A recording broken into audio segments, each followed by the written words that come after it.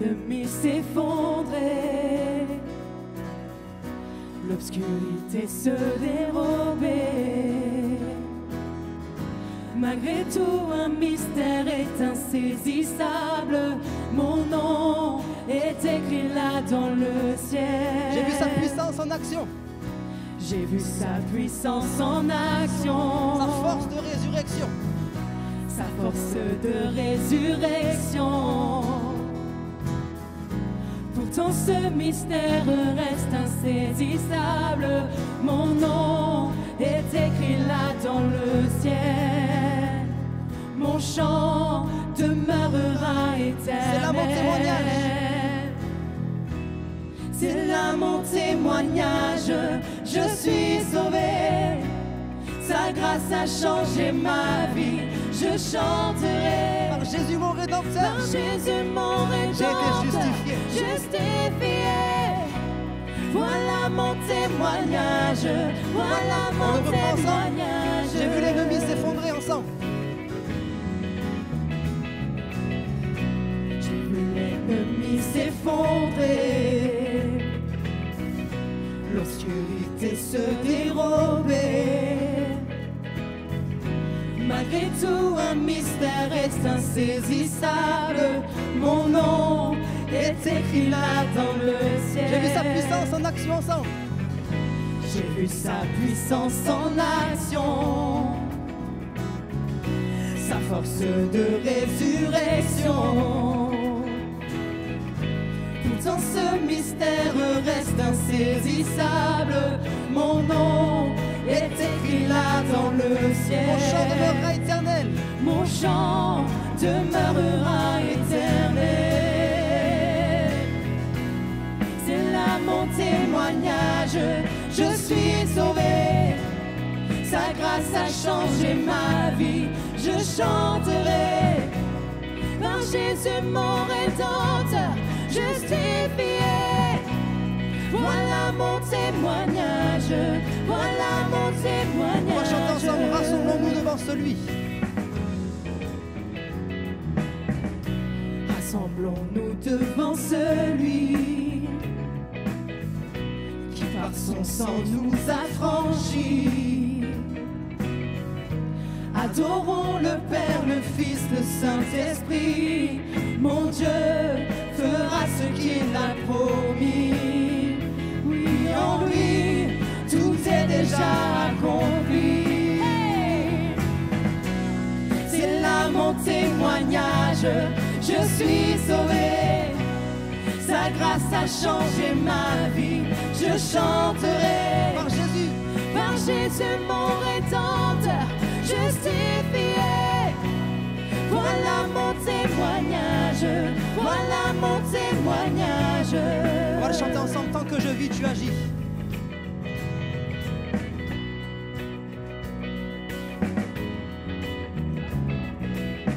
Tant que je vis, tu agis.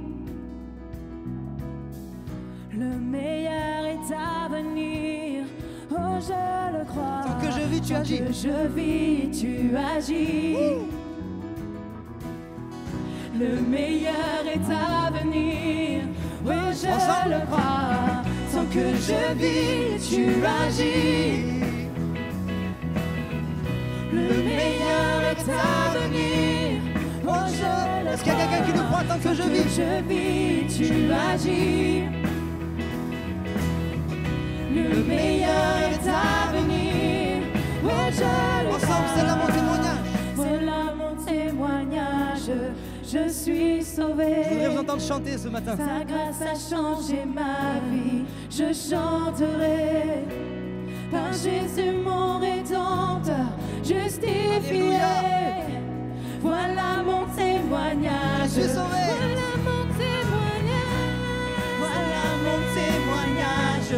Je suis sauvé. Sa grâce a changé ma vie. Je chanterai par Jésus mon Rédempteur, justifié. Voilà mon témoignage. On va refaire Voilà le mon pont. témoignage. Le pont ensemble. Est-ce qu'on peut le chanter vraiment avec la foi? Tant que je vis, tu agis.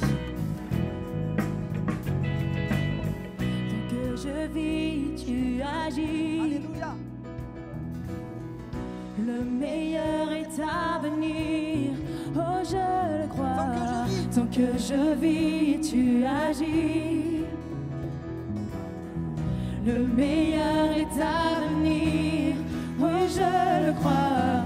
Tant que je vis, tu agis. Le meilleur est à venir, oh je le crois.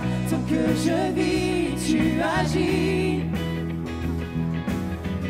Le meilleur est à venir, oh je le crois. C'est là mon témoignage. C'est là mon témoignage. Je suis sauvé. Sa grâce a changé ma vie. Je chanterai par Jésus mon Rédempteur, justifié. Voilà mon témoignage. Je suis sauvé. C'est là mon témoignage. Je suis sauvé, sa grâce a changé ma vie. Je chanterai par Jésus mon Rédempteur, justifié. Voilà mon témoignage, voilà mon témoignage.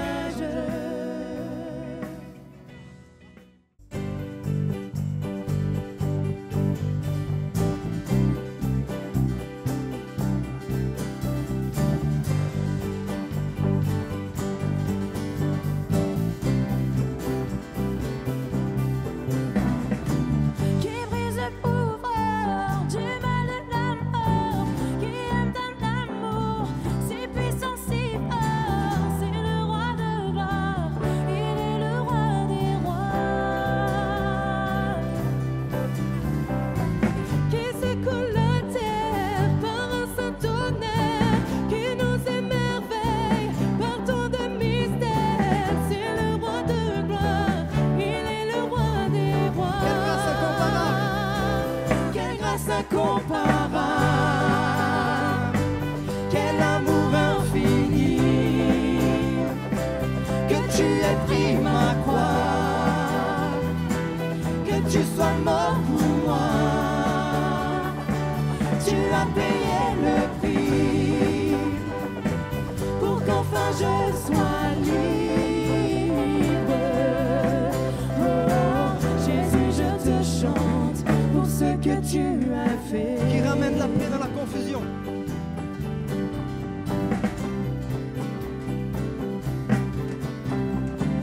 Qui ramène la paix dans la confusion. Change les orphelins en fils et en filles. C'est le roi de gloire, il est le roi des rois. Qui règne sur les peuples. Qui règne sur les peuples dans la vérité. Brille comme le soleil de tout son éclat. C'est le roi de gloire, il est le roi des rois. Quelle grâce incomparable, quel amour infini, que tu aies pris ma croix, que tu sois mort pour moi. Tu as payé le prix pour qu'enfin je sois libre. Oh, Jésus, je te chante pour ce que tu as fait.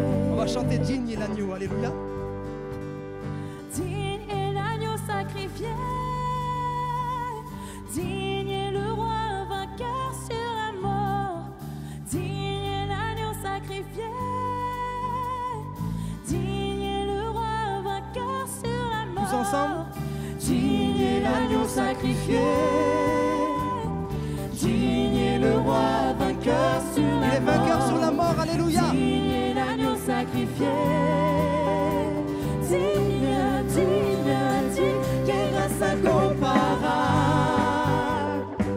quel amour infini, que tu aies pris ma croix, que tu sois mort pour moi. Tu as payé le prix pour qu'enfin je sois libre. Oh, Jésus. a un son qui est préférable à tous les autres. C'est celui de l'Église qui chante la louange de son Sauveur. Amen. Je vous écoutais chanter, je me suis dit, mais qu'est-ce que c'est beau. C'est préférable à tout ce qui existe. Et nous aimons louer le Seigneur. Hein? Peut-être qu'à l'extérieur, certains le méprisent, d'autres le blasphèment. Ici, nous rendons gloire à notre Dieu. Amen. Voilà. Que le Seigneur soit béni pour ces instants, pour ce temps de partage avec vous. Je ne le dis pas parce qu'il faut le dire, mais j'ai passé un super week-end à Nîmes. Vraiment, je vous bénis. Je remercie vos pasteurs pour leurs accueils, l'invitation de Stéphane, la nourriture de l'épouse de Kevin, tous ceux qui nous ont invités. Merci du fond du cœur à chacun d'entre vous pour vos mots d'encouragement, pour le témoignage rendu de votre bienveillance. Vraiment, merci. Merci de tout mon cœur. Je vous transmets encore une fois les salutations, comme a dit Stéphane, de Porto Vecchio. Il y a des croyants en Corse. Alléluia. Voilà. Et ils vous aiment. Donc voilà, ils vous saluent et ils vous bénissent. Ils ont prié pour que ce temps soit béni et je remercie le Seigneur pour sa grâce. Donc, vu que le temps m'est imparti, on va essayer de raccourcir un petit peu. On va tout de suite se plonger dans la lecture de la parole du Seigneur. Je vous invite à ouvrir votre Bible dans le 2e livre des Rois. Comme a dit le pasteur Stéphane il y a un instant, nous nous sommes arrêtés depuis jeudi après-midi sur la vie et l'héritage du prophète Élie. Et rapidement, nous avons vu qu'à partir du chapitre 17, cet homme va surgir de nulle part, avec un message clair. La parole prophétique s'accomplit toujours. Que cela mette une décennie ou des siècles, ce que Dieu dit, il l'accomplit toujours. Ensuite, nous nous sommes arrêtés sur sa vie de prière.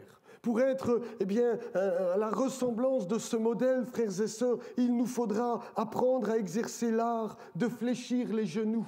La Bible nous encourage à prendre pour modèle ces hommes qui ont été des prophètes avant nous. Et cet homme a été, avant d'annoncer la sécheresse, avant de prophétiser, avant d'exercer ce que Dieu lui avait demandé, cet homme avait prié avec instance, nous dit la Bible. Il avait passé du temps dans la prière.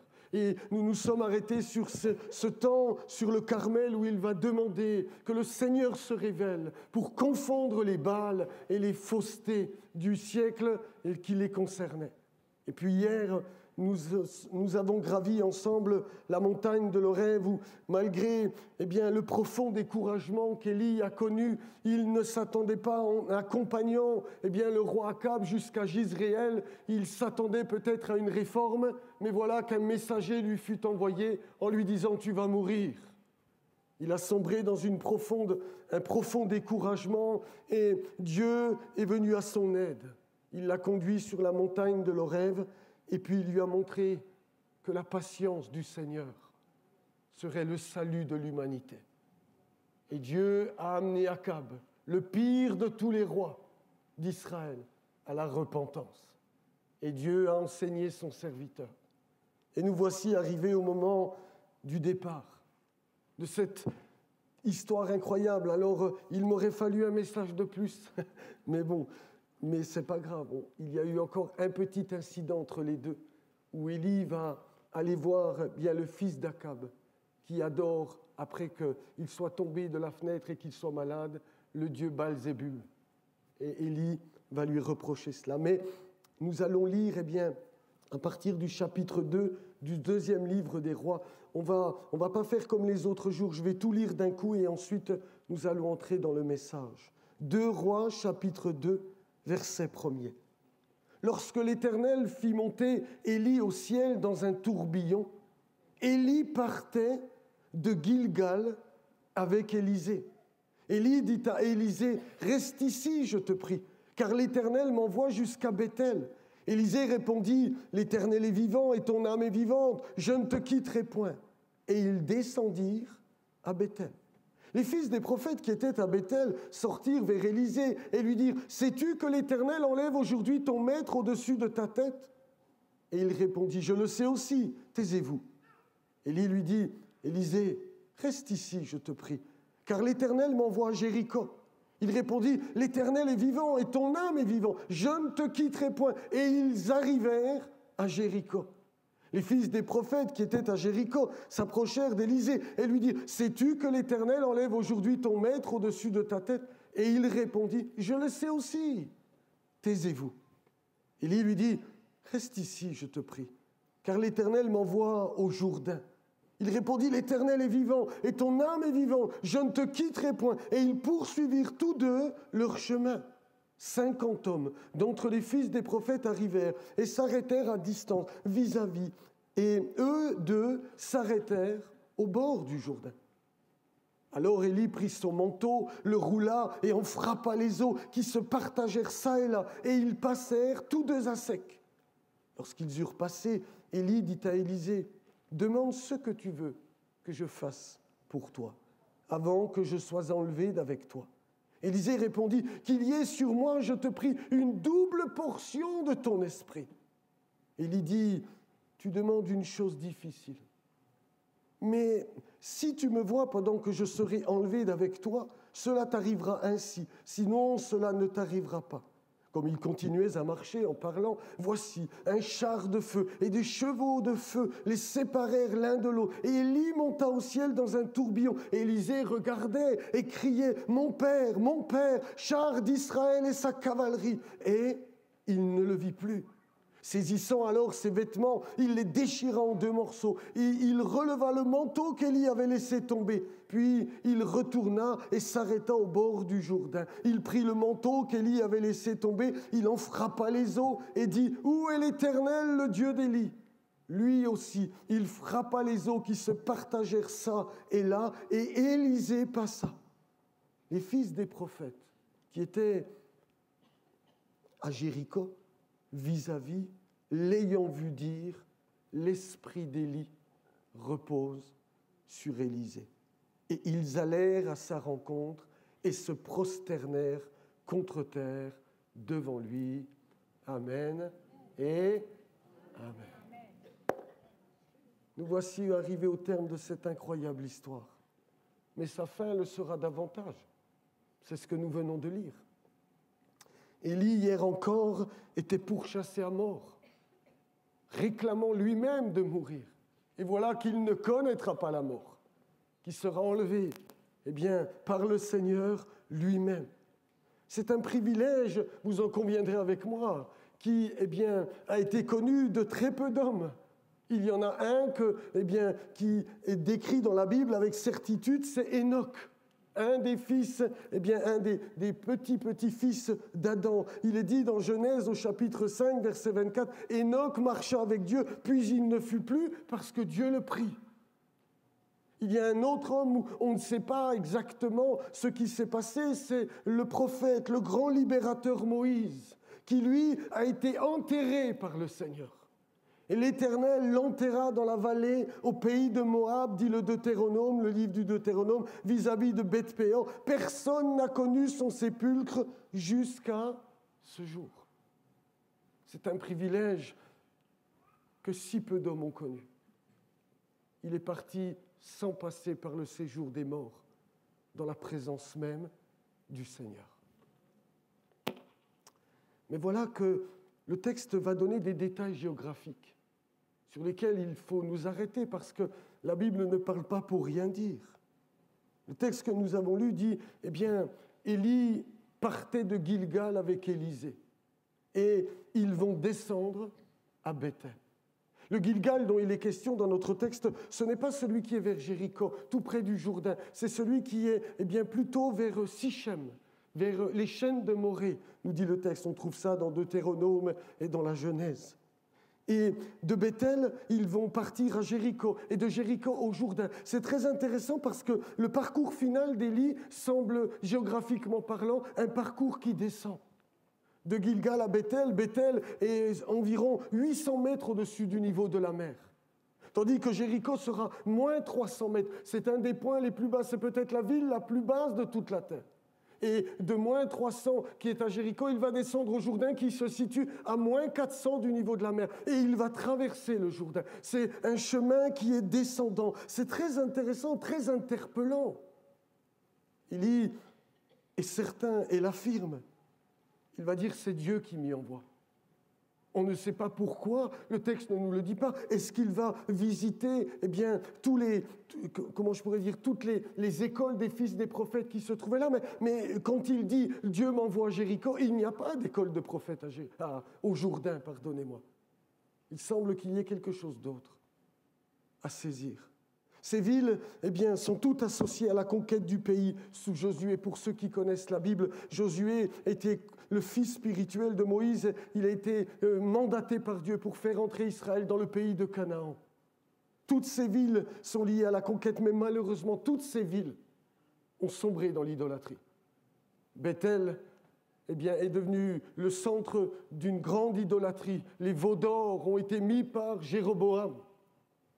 Jéricho est la ville qui était maudite par Josué lui-même. Gilgal, selon les prophètes, c'était elle aussi corrompue. Et la prostitution spirituelle, l'idolâtrie régnait à Gilgal. Et j'ai l'impression que ce dernier voyage qu'Élie, accompagné d'Élisée qui ne veut pas le quitter, vous l'aurez remarqué, il est impossible pour Élisée de laisser Élie. À 3 reprises, il va lui dire « Reste là ». « Non, je viens avec toi. » Reste ici, maintenant que je dois aller à Jéricho. Non, tu es vivant, aussi vrai que ton âme est vivante, je viens avec toi. C'est comme si, il lui fait faire un tour ou un parcours de ces villes qui ont besoin de la grâce de Dieu, qui ont besoin que Élisée continue le travail, parce qu'il va l'amener jusqu'au Jourdain. Ils vont traverser le Jourdain, pour qu'ensuite Élisée, comme un nouveau départ, puisse à son tour entrer dans le pays promis, comme sous Josué, pour recommencer le travail. Mais avec tout ce que Élie lui a enseigné, avec tout ce que la parole de Dieu nous a décrit, avec une vie de prière, avec la patience qui caractérise la patience de Dieu envers les pécheurs. Maintenant, c'est comme si Élie doit reprendre. Il a vu toutes ces villes, il a vu les veaux à Bethel, il a vu Jéricho et son désastre, il a vu toutes ces villes, Gilgal, qui ont besoin de la grâce de Dieu. Et c'est comme si Élie, sous l'inspiration de Dieu, l'invite à reprendre le travail, mais avec tout ce bagage lui a été transmis par Élie. Parce qu'Élisée est apparu il y a maintenant de nombreuses années, quand Élie a reçu cette révélation sur le mont du Sinaï ou Horeb. Et tout à coup, il réapparaît. Pendant toutes ces années, il était à l'ombre d'Élie. Il n'apparaît pas dans le texte, mais il est là. Il entend, il voit, il apprend, il est enseigné.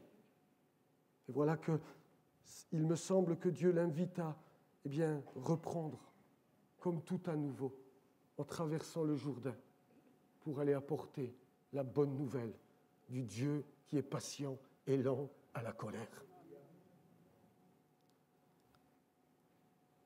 C'est très intéressant de constater que Élisée est éprouvé à 3 reprises. Il ne veut pas abandonner son maître. Et puis, ils vont traverser le Jourdain. Les fils des prophètes vont tenter de le décourager. Il va les faire taire à 2 reprises, nous dit le texte. Mais sa persévérance va l'amener jusqu'au Jourdain. Lorsqu'il eut passé, Élie va, comme une recommandation, je ne sais pas comment le dire, une requête, il va lui adresser une dernière parole. Demande-moi ce que tu veux. Demande-moi ce que tu veux que je fasse pour toi.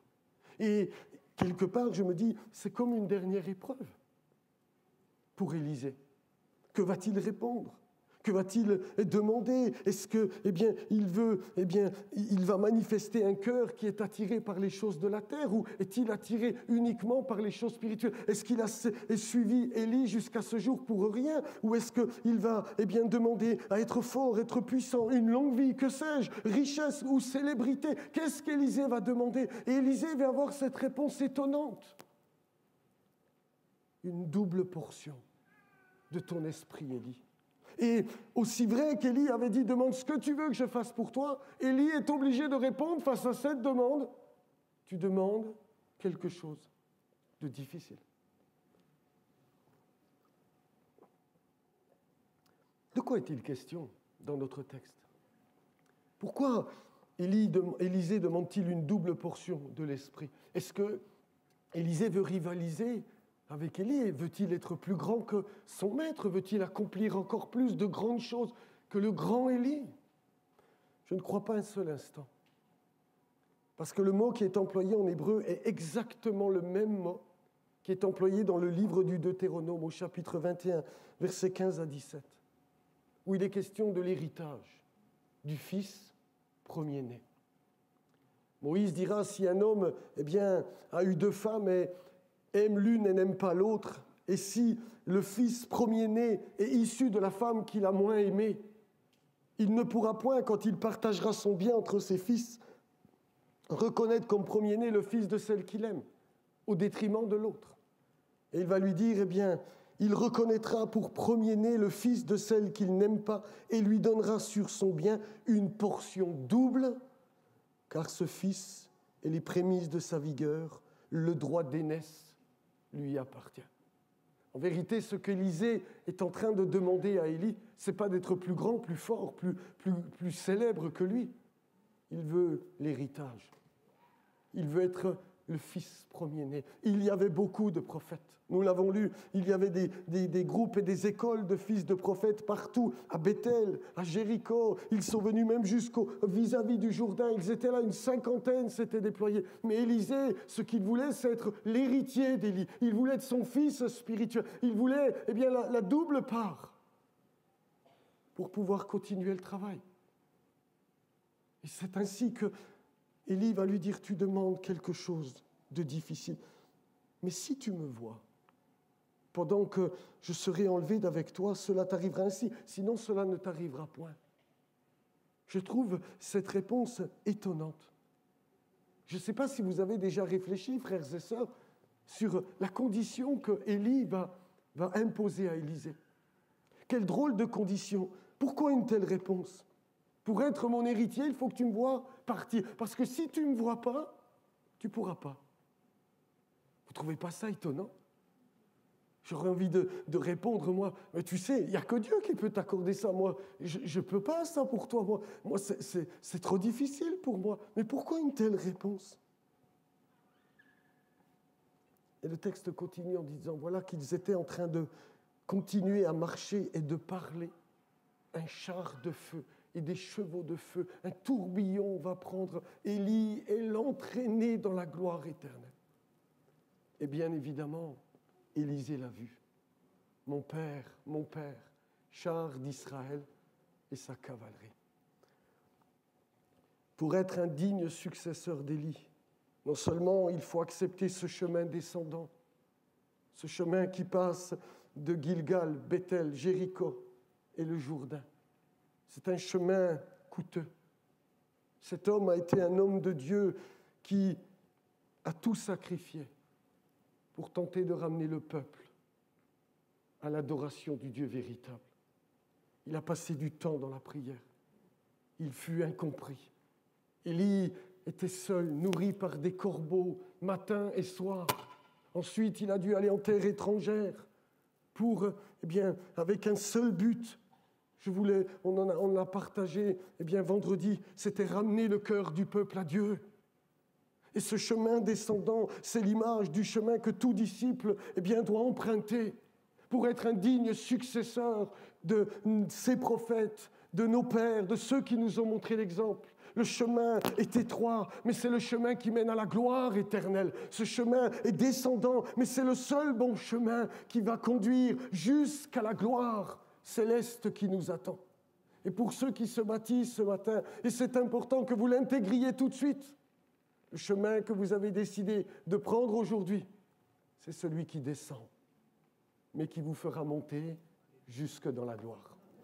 C'est le bon chemin.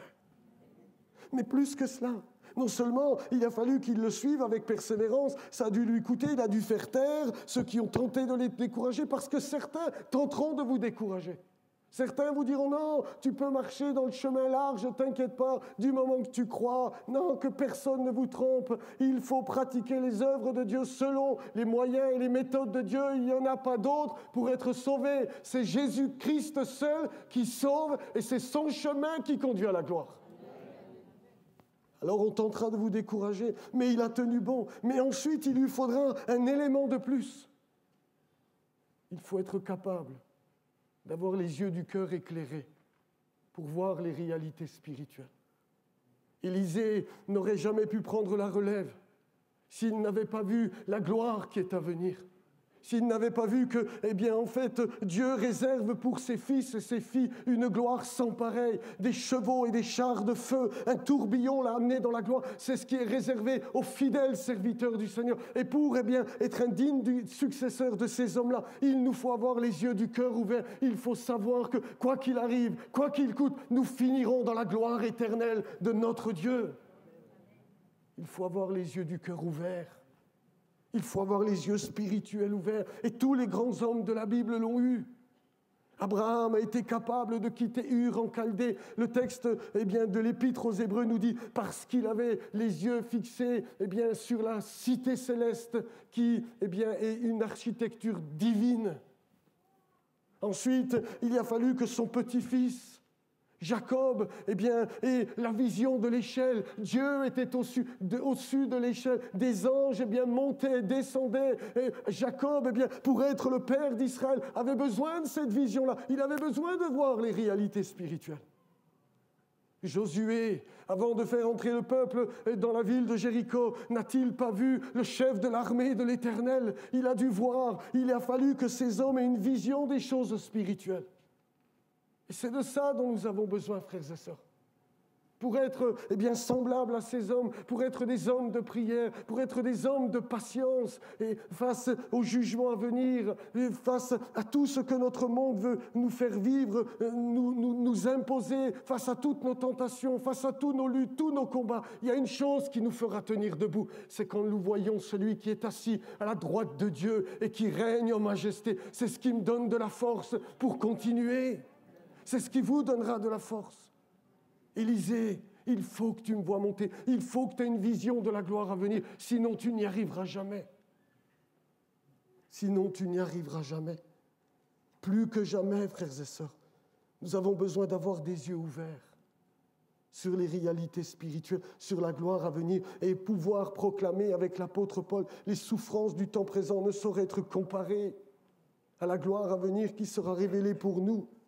Car nos légères afflictions, dira-t-il, du moment présent produisent pour nous, au-delà de toute mesure, un poids éternel de gloire, parce que nous regardons non point aux choses visibles, mais à celles qui sont invisibles. Car les choses visibles sont passagères et les invisibles sont éternelles.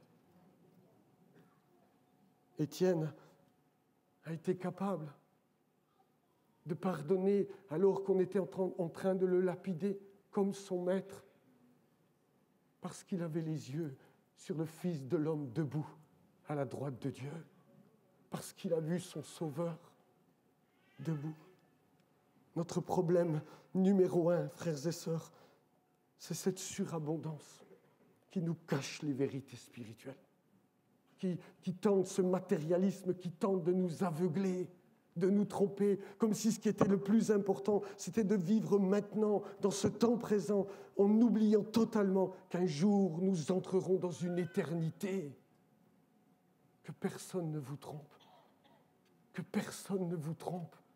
Ce temps présent est mensonger. La vérité se trouve dans le monde invisible. Et nous avons besoin, peut-être comme Laodicée, d'un collyre pour que nos yeux soient ouverts et que nous puissions tout à nouveau voir pour être délivrés de ce monde de mensonges. Je vais écourter parce que le temps me manque, mais ils vont passer le Jourdain ensemble, frères et sœurs. Élie va laisser tomber son manteau, ce manteau de poil. Et Élisée va le prendre et à son tour, il va frapper les eaux du Jourdain. Et comme son maître, les eaux du Jourdain vont s'ouvrir. Et les 50 fils des prophètes qui sont en face vont confesser, l'esprit d'Élie repose sur Élisée. La transmission a été faite. L'héritage a été transmis. Maintenant, Élisée, comme un nouveau départ, va pouvoir repasser par Jéricho, Bethel, Gilgal, et il fera des miracles sans nombre. Le fer de hache, la mort dans le pot sera anéanti. Les eaux de Jéricho seront assainies. Il va accomplir une œuvre sans précédent. Il va faire grâce à tout le peuple. Tout ce qu'Élie avait appris, Élisée va le mettre en pratique pour le salut. Mais nous savons que malheureusement, ça ne suffira pas. Et que le jugement de Dieu viendra quand même sur la maison d'Akab. Cet esprit s'est transmis sur Élisée. Mais la Bible nous dit qu'il a continué à se transmettre. Les siècles ont passé. Et voilà qu'un homme qui s'appelle Zacharie se trouve à Jérusalem dans le temple du Seigneur. Cet homme avait été choisi par le sort pour offrir de l'encens sur l'autel des parfums dans le temple à Jérusalem. Il était sacrificateur. Sa femme était stérile. Ils avaient demandé à Dieu grâce depuis de nombreuses années, certainement des décennies, d'avoir un fils, mais voilà que rien ne leur avait été accordé. Et alors que cet homme était en train d'offrir du parfum sur l'autel, tout à coup un ange apparaît à Zacharie et il va lui dire « Ta prière a été exaucée. Tu vas avoir un fils et tu l'appelleras Jean. » Et ce fils-là, dans le livre de Luc, au chapitre 1, verset 17, il dira « Il marchera devant Dieu avec l'esprit et la puissance d'Élie pour ramener les cœurs des pères vers les enfants et les rebelles à la sagesse des justes, afin de préparer au Seigneur un peuple bien disposé. » Voici que cet héritage ne s'est pas arrêté à Élisée. Il a été ensuite transmis à cet homme, Jean, le fils de Zacharie. Il avait l'esprit d'Élie qui reposait sur lui. Et quelle était la caractéristique de Jean? C'est qu'il voyait clair. Lorsque Jésus approche dans les eaux du Jourdain, il va dire « Voici l'agneau de Dieu qui ôte le péché du monde. » Il va dire « J'ai vu l'esprit de Dieu descendre sur lui. » Et celui qui m'a dit, sur qui tu verras l'Esprit descendre, c'est lui qui sauve et qui baptise du Saint-Esprit. La bonne vision, c'est de voir le Christ dans sa gloire, c'est de voir le Christ sauveur du monde. Et ma prière, c'est que vous soyez tous des hommes avec des yeux ouverts pour voir le Fils de Dieu sauveur, le Fils de Dieu régnant, le Fils de Dieu qui revient. Tel est l'héritage du prophète Élie. Et là, je me calme parce qu'ils vont tous prendre peur. Ils vont se dire, il est fou. Non, c'est passionnant, c'est l'évangile de Dieu. Dites-moi amen, s'il vous plaît. C'est tellement glorieux. C'est tellement glorieux. C'est ce que Dieu veut faire. C'est ce que Dieu veut vous accorder. Dieu est capable aujourd'hui de répandre sur nous un esprit de sagesse et de révélation pour illuminer les yeux de nos cœurs afin que nous sachions quelle est l'espérance qui s'attache à son appel, quelle est la richesse de la gloire de son héritage qu'il réserve aux saints. Il est puissant pour nous faire continuer de transmettre la parole prophétique. Il est puissant pour faire de cette église une église de prière afin que d'autres soient sauvés, afin que d'autres voient clair, afin que d'autres aient la bonne vision. Frères et sœurs, c'est ma prière pour chacun d'entre nous, que l'Esprit de Dieu, ce même Esprit qui résidait sur ces hommes, ce même Esprit qui est au milieu de nous, commence à illuminer les yeux de nos cœurs et que les réalités spirituelles deviennent plus importantes que les réalités terrestres et que nous soyons capables de combattre, de résister à l'Esprit qui règne dans ce monde pour traverser jusqu'à ce qu'il vienne nous chercher. Pour traverser ce monde victorieux, les yeux ouverts. Que le Seigneur nous aide à continuer d'être comme Élie, prêchant la repentance. Oh, je sais qu'aujourd'hui, c'est un gros mot. Il ne faut plus parler de la repentance, mais il n'y a pas d'autre message qui sauve. Dieu vous invite à abandonner les choses de la terre pour tourner vos regards vers lui. Dieu vous invite à abandonner vos péchés, à tout ce qui fait que vous ne voulez pas de lui, pour vous tourner vers lui. Et vous verrez sa gloire, son règne, son amour, sa sagesse, son autorité. Mais il faut que vous acceptiez de vous repentir, de faire demi-tour. Vous n'avez peut-être jamais voulu de Dieu jusqu'à ce jour. C'est aujourd'hui le jour du salut. Revenez à lui, regardez à lui. Il vous offrira la vie éternelle. Il pardonnera vos péchés. C'est le seul message qui sauve. Il n'y en a pas d'autre. Et il faut que l'église de Nîmes, elle continue d'être courageuse. Alors, avec amour, on n'est pas là pour rabrouer tout le monde. Ah, incrédule, pécheur, apostat, tu vas mourir en enfer. Non. Mais prêchons la repentance avec la douceur de Christ, avec l'amour de Dieu. Mais soyons semblables à nos pères qui ont bien travaillé. Soyons semblables à ces hommes de Dieu qui nous ont montré la route et saisissons de l'héritage pour vivre ce que Dieu nous invite à vivre. Dieu veut vous bénir. Toujours là pour moi, tu ne changes pas. Tu tiens tes promesses que tu as dit, oui, tu l'as accompli. Tu tiens tes promesses, Dieu, tu es fidèle. Ta parole est certaine. Ce que tu as dit, oui, tu l'as accompli. Tu tiens tes promesses envers moi. On va le reprendre ensemble, mais debout cette fois. Toujours là pour moi, tu ne changes pas. Tu tiens tes promesses que tu as dit, oui, tu l'as accompli. Tu tiens tes promesses, Dieu, tu es fidèle. Ta parole est certaine. Ce que tu as dit, oui, tu l'as accompli. Tu tiens tes promesses envers moi.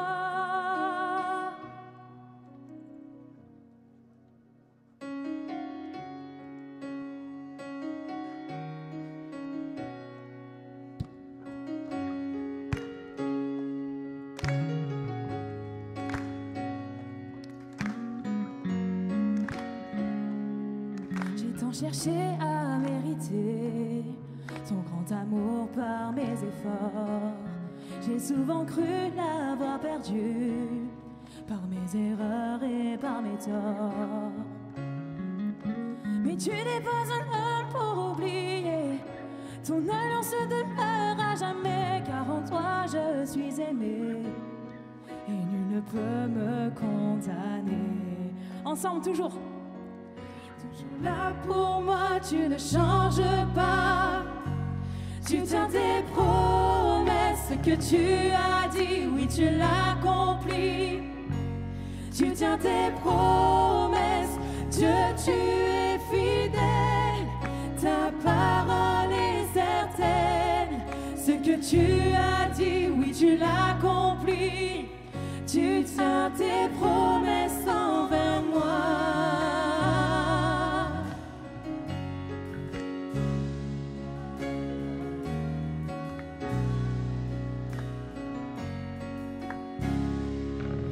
Devant moi les murs se dressent et que la peur vient m'accabler.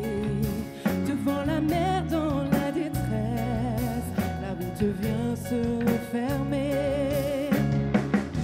Mais tu ouvres un chemin dans le désert. Tu jettes la montagne à la mer, car tu es à mes côtés. Non, rien ne pourra m'arrêter. Non, rien ne pourra m'arrêter.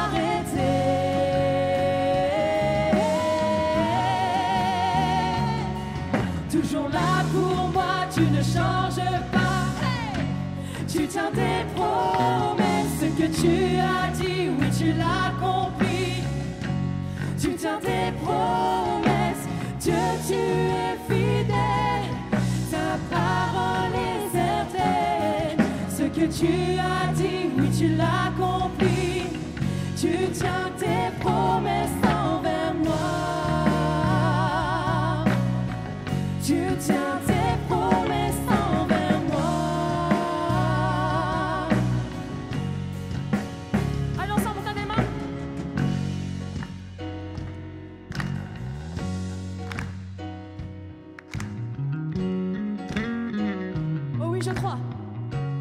Oh oui, je crois, oh oui, je crois, tu es fidèle et tu agiras. Oh oui, je crois, oh oui, je crois, ce que tu dis, oui, tu le feras. Oh oui, je crois, oh oui, je crois, tu es fidèle et tu agiras. Oh oui, je crois, oh oui, je crois, ce que tu dis, oui, tu le feras. Oh oui, je crois, oh oui, je crois, tu es fidèle et tu agiras. Oh oui, je crois, oh oui, je crois, ce que tu dis, oui, tu le feras. Oh oui, je crois, oh oui, je crois, tu es fidèle et tu agiras. Oh oui, je crois, oh oui, je crois, ce que tu dis, oui, tu le feras. Toujours là pour moi, tu ne changes pas. Hey! Tu tiens tes promesses, ce que tu as dit, oui, tu l'accomplis. Tu tiens tes promesses, Dieu, tu es fidèle. Ta parole est certaine. Ce que tu as dit, oui, tu l'accomplis. Tu tiens tes promesses, toujours là pour moi, tu ne changes pas. Tu tiens tes promesses, ce que tu as dit, oui, tu l'accomplis. Tu tiens tes promesses, Dieu, tu es fidèle. Ta parole est certaine. Ce que tu as dit, oui, tu l'accomplis. Tu tiens tes promesses envers moi. Tu tiens tes promesses.